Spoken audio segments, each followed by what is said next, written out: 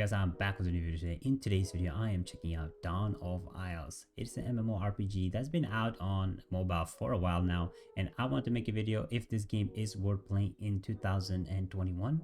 And I know a lot of people request me this video, and I have been wanting to make a video on this too. So make sure you guys give me a thumbs up. Make sure you guys subscribe if you guys haven't followed my socials below, and let's jump into today's video.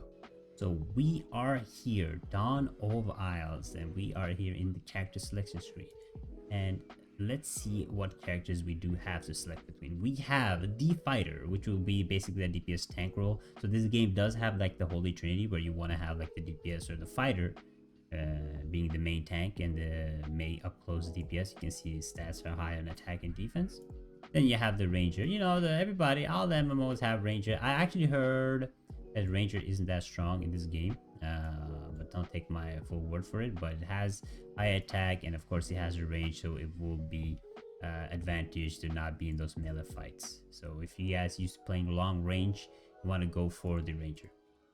Next up, we have the dancer, which is basically healer of the game. You know, it will heal and can do a little damage. Super squishy. You know, if somebody catches you, you die pretty fast. So you have the dancer. If you're used to playing a healer, go for the dancer. Or and then you have the war mage, which is again more like a, you know, male lancer style fighter, blade fighter. When you think of war mage, you know, I would think they would usually have a wizard here or a mage, but they don't. The closest one you can get to a wizard would probably be a dancer, but it's kind of unfortunate they don't have like the mage here. Now I'm definitely going to go with the fighter, but as you can see, the classes are race locked and gender locked, so you won't be able to like choose what you want.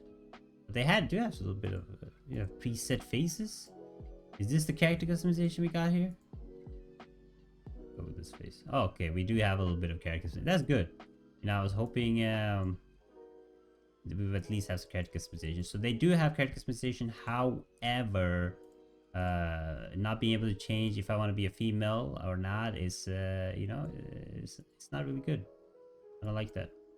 Okay, we're gonna go. You're making like super goofy. It's the blue guy. At least you look unique, you know. At least you won't look like everybody else. Oh, that looks sick. Oh my god. You guys are like, Spid, what are you doing? What kind of character are you making, man? What is this? Alright, okay, that looks good. There we go. We have the character. Now, oh, my name is taken. What? Maybe the last time I did this video on Down Isle. But this game is by netease, which means two things. To me, it means two things. Number one is netease makes some really good games. They made Crusades of Light, which is one of the best raid MMORPGs till this day. They made Life After, which is the best survival MMORPG style game till this day.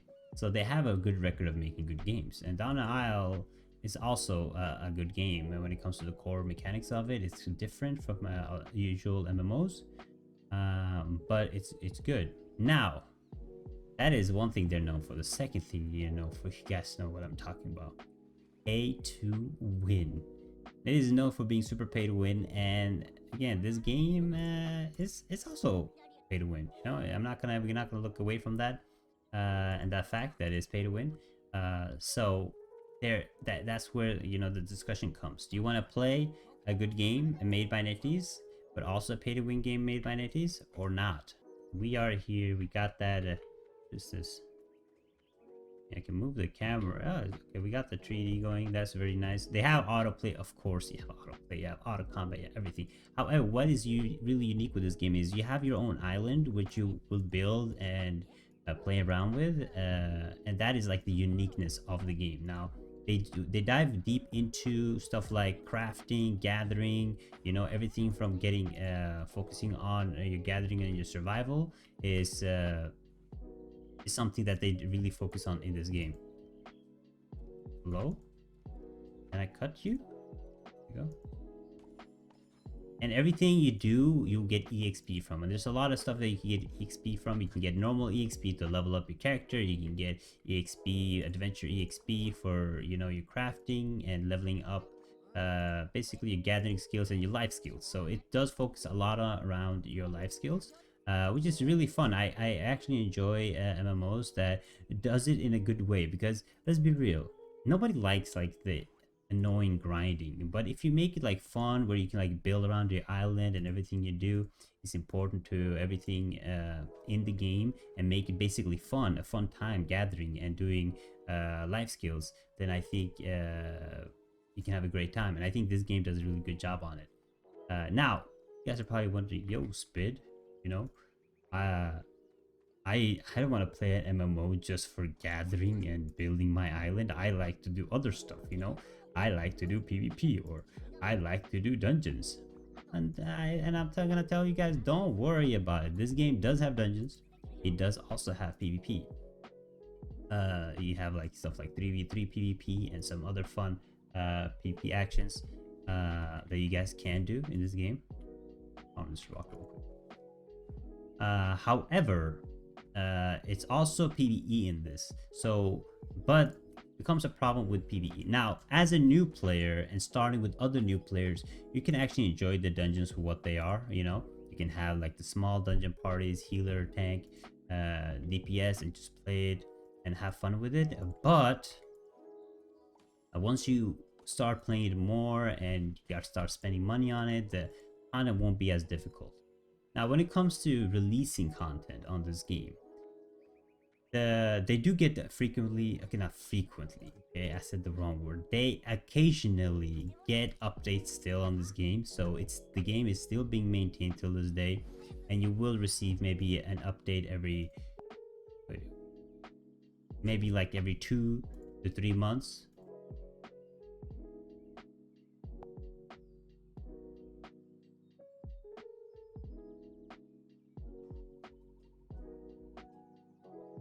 Okay, so you will receive updates on this game maybe like 3 to 4 months. Now I think it's been a while because of the summer, but they do receive updates. However, the community and the population is not as high as it used to be. Of course, this game is getting a couple years old, and again, it is pay to win. There's a lot of stuff you can pay to win the shop, like gems and everything, to make your character stronger. So you will be struggling eventually in PvP. So